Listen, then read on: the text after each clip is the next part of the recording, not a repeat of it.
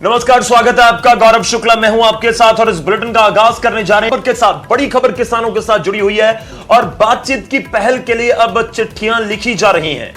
हरियाणा के उप मुख्यमंत्री दुष्यंत चौटाला की तरफ से एक चिट्ठी लिखी गई है प्रधानमंत्री को और इस खत में जिक्र किया गया है कि एक बार फिर से बातचीत शुरू की जाए, पहल की जाए बातचीत को लेकर किसानों के साथ, ताकि इस पूरे मसले को सुलझाया जा सके, इस गतिरोध को खत्म किया जा सके। हरियाणा के डिप्टी सीएम ने प्रधानमंत्री को पत्र लिखा है। दुष्यंत चौटाला ने प्रधानमंत्री को एक चिट्ठी लिखी है। आंदोलनकारी किसानों से दोबारा बातचीत की अपील की है प्रधानमंत्री से हरियाणा के उप मुख्यमंत्री ने। उन्होंने यह भी अपील की कि 3 से 4 मंत्रियों की कमेटी बना दी जाए जो दोबारा से किसानों के साथ बातचीत करे। किसान आंदोलन का लंबा चलना चिंता का विषय है और बातचीत से हर समस्या का हल संभव है। यह भी दुष्यंत चौटाला जिक्र करते नजर आए हैं। दिल्ली बॉर्डर की सड़कों पर बैठा है हमारा अन्नदाता, दुष्यंत चौटाला की तरफ से यह भी कहा जा रहा है। तो इस समय बड़ी खबर है, लाजमी तौर पर बड़ी खबर, क्योंकि एक तरफ किसानों का धरना प्रदर्शन जारी है, मीटिंगों का दौर जारी है और इस बीच लगातार है कि बातचीत जल्द शुरू हो। इससे पहले आपको बता दें कि गृह मंत्री अनिल विज, हरियाणा के गृह मंत्री अनिल विज की तरफ से भी एक चिट्ठी लिखी गई थी केंद्रीय कृषि मंत्री को और अपील की गई थी कि एक बार फिर से बातचीत को शुरू किया जाए ताकि इस पूरे गतिरोध को खत्म किया जा सके। और इस बीच एक और बड़ी खबर इस समय हम आपको बता रहे हैं। दुष्यंत चौटाला की तरफ से चिट्ठी प्रधानमंत्री को लिखी गई है और इस पत्र में अपील की गई है कि एक बार फिर से बातचीत की जाए। 3 से 4 मंत्रियों की, 3 से 4 केंद्रीय मंत्रियों की कमेटी बना दी जाए जो किसानों के साथ बातचीत करे इस पूरे गतिरोध को खत्म करने के लिए। इससे पहले भी मंत्रियों की ही बैठक होती थी, उसमें कृषि मंत्री नरेंद्र सिंह तोमर, पीयूष गोयल और पंजाब से ताल्लुक रखने वाले सोम प्रकाश शामिल रहते थे। इन 3 मंत्रियों की कमेटी के साथ और दूसरे विभाग के, कृषि मंत्रालय के जो अधिकारी हैं वो भी वहां पर मौजूद रहते थे। 11 दौर की मुलाकात हुई है किसानों और सरकार के बीच, लेकिन 22 जनवरी के बाद कोई भी मुलाकात नहीं हुई। लगभग 3 महीने का अब समय बीत चला है कि कोई भी बातचीत अभी तक शुरू दोबारा से नहीं हो सकी है। अब क्या नए दौर की बातचीत शुरू होगी, कब होगी, एक बड़ा सवाल जरूर।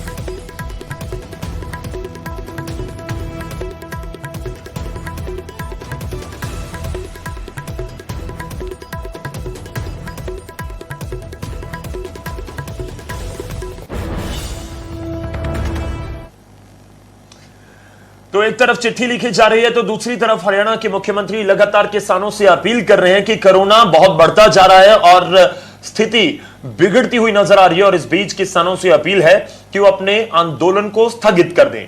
और इस बीच गुरनाम चड़ूनी का भी बयान सामने आया। उस पर शब्दों में कह रहे हैं कि मांगे मानने तक आंदोलन खत्म नहीं होगा।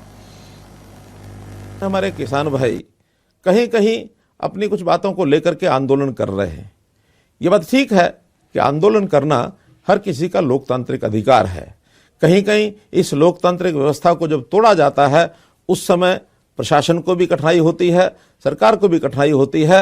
वो चीज तो बाद में हम देखेंगे, लेकिन अभी तो इतना ही है कि उसके कारण से जो लोग इकट्ठे होते हैं, जब इकट्ठे होते हैं तो निश्चित रूप से कोरोना के फैलाव का भय वहां बना रहता है। हमको पता नहीं रहता कि कौन। मैं कहता हूं कि आखिर आंदोलन कोई भी एक बात लेकर के हम मानो बैठे हैं, हमारे अधिकार, कोई बात हम कर सकते हैं कि हमारे अधिकार हैं, इसको सुरक्षित करना है, हमारी समस्याएं हैं, इसको हल करना है। विवाद हो सकता है कि वो समस्याएं हमारी कैसी हैं, कैसी नहीं है, हल होगा नहीं होगा, ये एक विचारों का अंतर हो सकता है। लेकिन आज विषय है महामारी का। ये महामारी एक संकट है। इस संकट की उपस्थिति में कहीं कोई विवाद नहीं है। जान है तो जहान है। अगर हमारी जान नहीं बची तो फिर ये सब चीजें यहीं के यहीं रह जाएंगी। इसलिए मेरी अपील है ऐसे किसान बंधुओं से कि ये अवसर अब उस प्रकार के आंदोलन करने का नहीं है, इकट्ठे रहने का नहीं है। आपके आंदोलन को दर्ज किया जा रहा है। मैं तो यहां तक कहूंगा कि अगर कोरोना न हो, दोबारा से भी आपको इसी स्थिति में ऐसे ही आकर आंदोलन।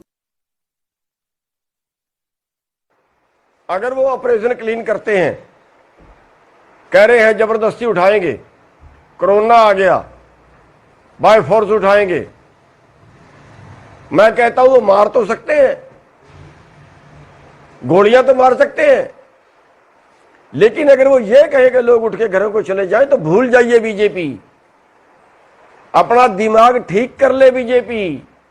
मार तो सकते हैं, 1000 को मार देंगे, 500 को मार देंगे, कोई बात नहीं है, लेकिन एक बात याद रखना, बीजेपी की जड़ें खुद जाएं। चलिए अगली खबर का रुख करते हैं। एक तरफ किसान कह रहे हैं कि मांगे मानने तक हमारा आंदोलन जारी रहेगा। सरकार अपील कर रही है कि अपने धरने प्रदर्शन को खत्म कर दीजिए, स्थगित कर दीजिए। लेकिन इस बीच एक और बड़ी खबर है। जेपी दलाल कृषि मंत्री हरियाणा के, उनकी तरफ से एक बड़ी स्टेटमेंट दी गई है, किसानों से ही जुड़ी हुई ये भी खबर है।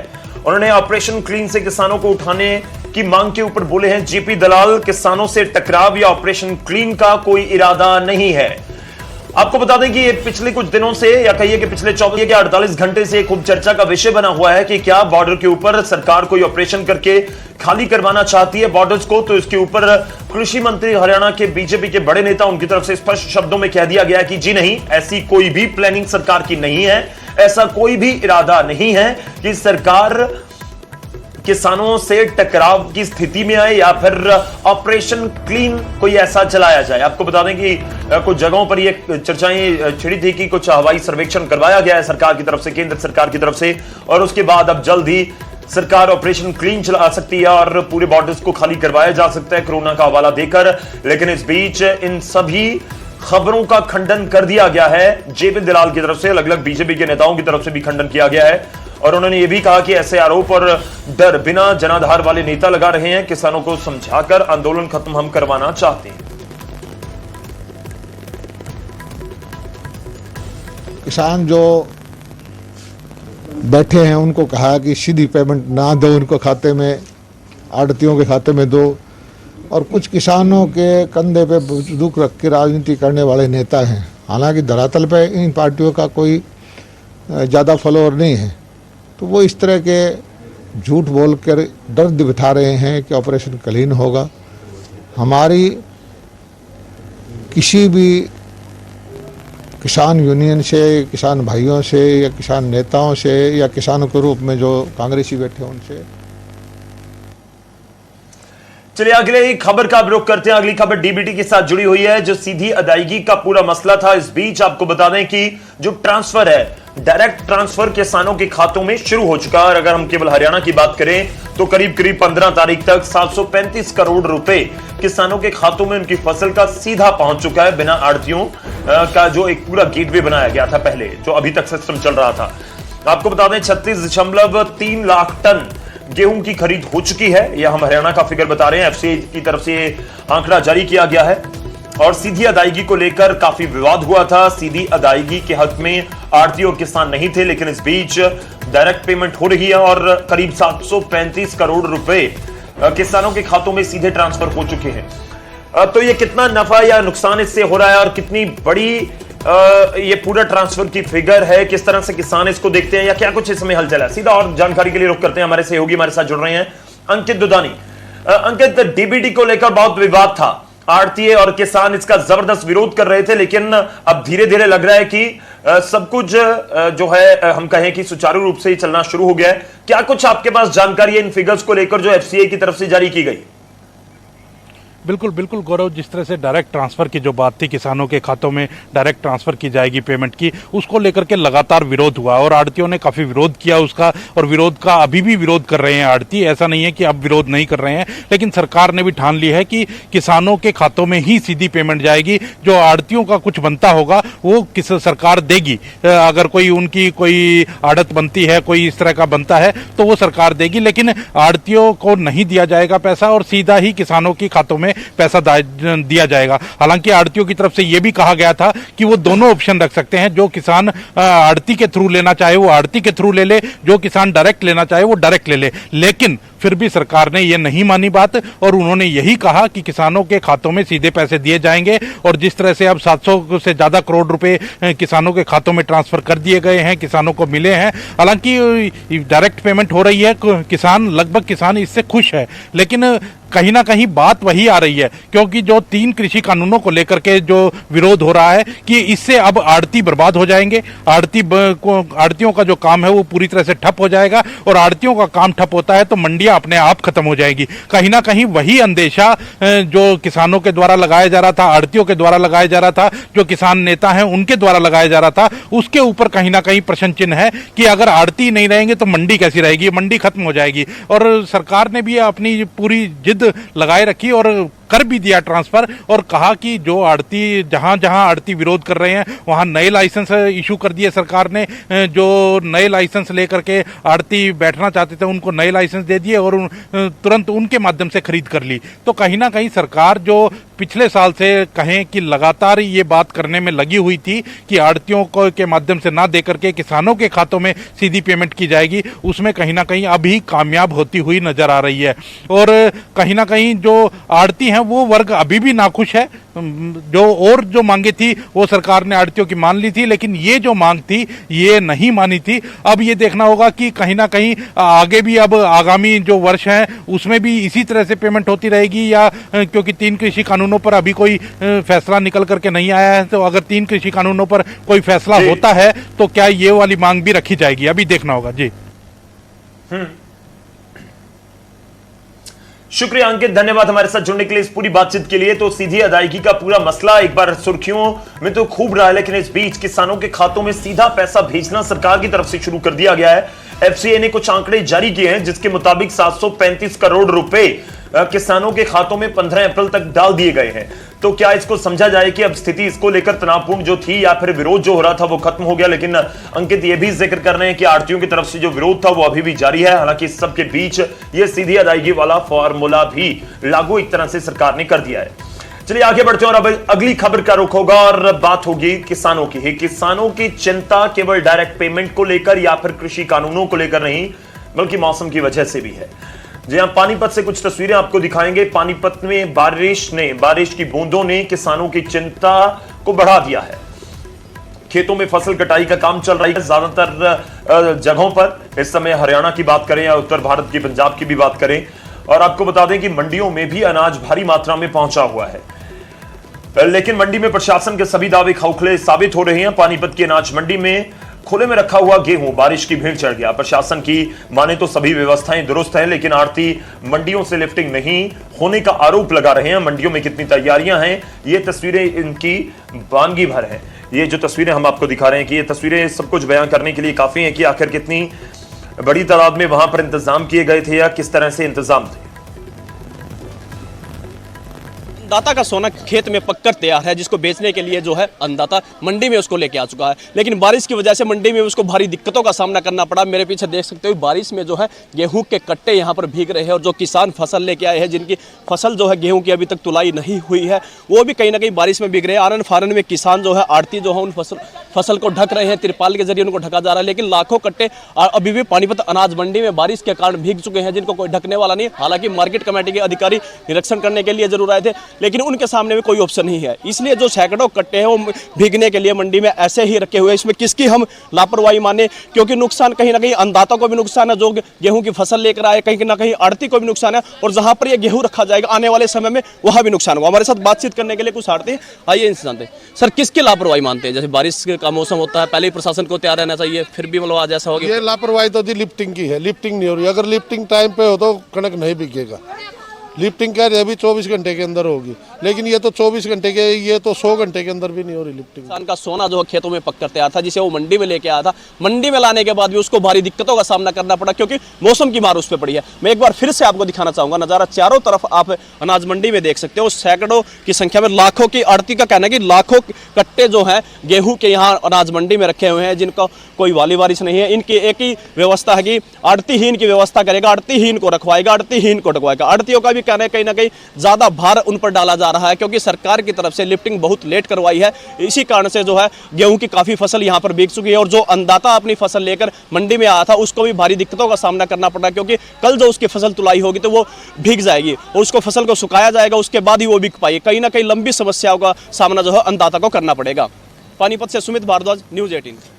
तो पानीपत की ये तस्वीरें आपको दिखाई हैं। अब कुछ सिरसा की तस्वीरें दिखाते हैं, और सिरसा में भी हालात कुछ अलग नहीं है। वहां पर भी तेज आंधी के बाद बारिश शुरू हो गई, और मंडियों में जो किसानों का पीला सोना यानी कि उनकी जो फसल थी वो पूरी तरह से भीग गई, और नुकसान हुआ है किसानों का। और किसान ये भी कह रहे हैं कि इंतजाम मुकम्मल मंडी प्रशासन की तरफ से नहीं किए गए थे, इस वजह से भी उनको दिक्कतों का सामना करना पड़ा। बरसात से तो मैं पहले आ चुका था, तो यहाँ कोई व्यवस्था तो मिली नहीं मेरे को, ना ही तो कोई शेड खाली था। इधर भी उधर भी दोनों तरफ देख के आया, यहाँ जगह नहीं मिली, कहते हैं ये डेयरी तुल जाएगी तो उतार देंगे, पर उतर नहीं पाई। दोनों 2 शेड हैं, दोनों के दोनों बिल्कुल भरे पड़े हैं। नुकसान तो बहुत भारी है जी। अब इस कणक को जाके घर पलटेंगे, दोबारा भरेंगे, गिल्ली कोई लेगा नहीं, ना को भरवाएगा जी। तो यही चाहते हैं। तो ये बारिश की तस्वीरें आपको दिखाई हैं, जिस तरह से मंडी के इंतजाम हैं और किसान सवाल उठा रहे हैं। लेकिन इस सबके बीच एक और समस्या है किसानों के लिए, जो अपनी फसल लेकर मंडी में पहुंच रहे हैं। हम हरियाणा का जिक्र कर रहे हैं, 2 तस्वीरें आपको दिखाएंगे, क्योंकि कई जगहों पर आरोप है कि पिछले 2 दिन से सरकारी खरीद नहीं हो रही और इस वजह से किसान वहां पर अपनी फसल लेकर बैठे हैं और उन्हें दिक्कतों का सामना करना पड़ रहा है। जी हां, एक तरफ बारिश में गेहूं बर्बादी की भेंट चढ़ा है, तो दूसरी तरफ अनाज मंडी में 2 दिन से गेहूं की खरीद नहीं होने से किसानों की परेशानी बढ़ गई है। हरियाणा सरकार के आदेशों के मुताबिक आज और कल 2 दिन गेहूं की खरीद नहीं होगी। हरियाणा सरकार ने मंडी में गेहूं का सही तरीके से उठान न होने के चलते पूरे हरियाणा के लिए फैसला लिया है। लेकिन मंडियों में फैली अव्यवस्था से किसानों की चिंता की लकीरें जरूर गहरी हो गई। हरियाणा की मंडियों के अंदर 2 दिन गेहूं की खरीद नहीं होगी। सरकार और प्रशासन फिलहाल गेहूं की शिफ्टिंग पर जोर दे रहे हैं। करनाल की अनाज मंडी की मैं आपको तस्वीर दिखाना चाहूंगा। यहां पर फिलहाल गेहूं शिफ्टिंग होती हुई नजर आ रही है, लेकिन शुरू के दिनों के अंदर गेहूं शिफ्टिंग का जो काम था वो बेहद धीमी गति से हो रहा था, जिसके चलते ये परेशानी आई है। फिलहाल 2 दिन हरियाणा की मंडियों के अंदर गेट पास नहीं मिलेगा और ना ही गेहूं की खरीद होगी। जो पूर्व के अंदर गेहूं की खरीद हो चुकी है उसकी जो है शिफ्टिंग की जाएगी। फिलहाल आप देख सकते हैं ये करनाल अनाज मंडी है, पूरी लबालब भरी हुई है और यहाँ पर जो जितनी गाड़ियां ठेकेदार की तरफ से कही गई थी उतनी गाड़ियां फिलहाल नजर नहीं आ रही है, जिसके चलते परेशानी जरूर हो रही है। और किसान 2 दिन मंडी के अंदर गेहूं लेकर ना आए क्योंकि उसे गेट पास मिलने वाला नहीं है, उसकी गेहूं की खरीद नहीं होने वाली है। हमारे साथ किसान भी मौजूद हैं, आड़ती भी मौजूद हैं। क्या कहना चाहेंगे, शिफ्टिंग के अंदर कितनी प्रॉब्लम आ रही है? हाँ, प्रॉब्लम है, फीफो सिस्टम किया हुआ ना, और इसलिए जल्दी गेट पास नहीं करता, लोडिंग नहीं हो रही, ये प्रॉब्लम है थोड़ी सी। और आज चालू किया, थोड़ा फर्क है, पहले से लोडिंग हुई आज कुछ, और शायद हो जाए 1-2 दिन बाद सेट हो जाएगा सारा। तो 2 दिन गेट पास भी नहीं मिलेगा? 2 दिन गेट पास नहीं मिलेगा, मौसम खराब है, परेशानी तो है ही है ना। मौसम की भी परेशानी है, मौसम भी बिगड़ रहा है, परेशानी कहीं ना कहीं किसान को हो रही है। मौसम की वजह से हो रही है, खाली नहीं हो रही है। हम जिम्मेदार है, ट्राली नहीं खाली होती, आते होनी चाहिए। इसमें परेशानी तो है ही हर चीज़ की, ये जल्दी होना चाहिए काम। गेहूं का उठान देरी से हो रहा है? देरी से हो रहा है। वजह? बारिश बंदी है, गाड़ियाँ तो ऑनलाइन है।